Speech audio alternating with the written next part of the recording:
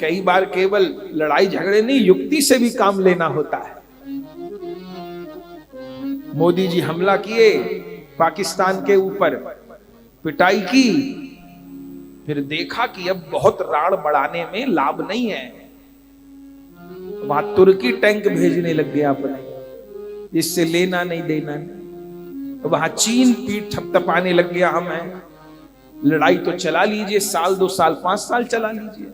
रूस यूक्रेन की हो रही है ना, रूस तो हाथी के जैसा है और यूक्रेन देश कीड़ा मकोड़े के जैसा है।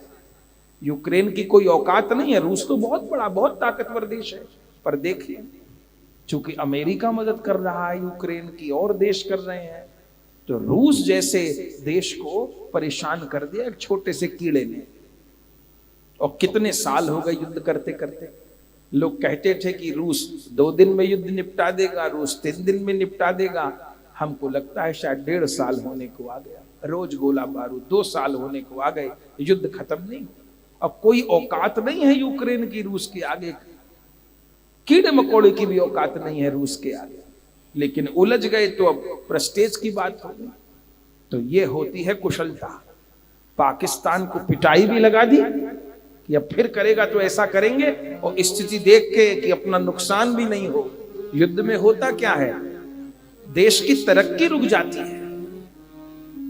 जो विकास हो रहा है भारत का, जो लागत विकास में लग रही है, वो सारी लागत युद्ध में रोज अरबों खरबों डॉलर नष्ट होंगे, हानि। हाँ, उसकी पिटाई भी कर दी और देखा कि अब ज्यादा आगे बात बढ़ेगी तो अपना नुकसान है, वो सुधरेगा तो है नहीं।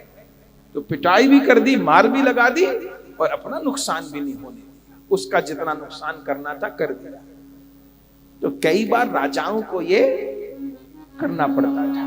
ऐसा नहीं कि मधुकर शाह डरपोक थे, पर उनको पता था कि अभी लड़ा मरा नहीं जाएगा, अपना नुकसान हो जाएगा, राज का नुकसान हो जाएगा। मेरे यहाँ वैष्णव भक्ति का प्रचार हो रहा है गुरुदेव से, वो हो जाएगा, ये वृंदावन के खिलाफ हो जाएगा, मैं लड़ूंगा, मेरे गुरुजनों से ये शत्रुता करने लग जाएगा। तो समय को देख के निर्णय लिया, ये समझदारी होती है।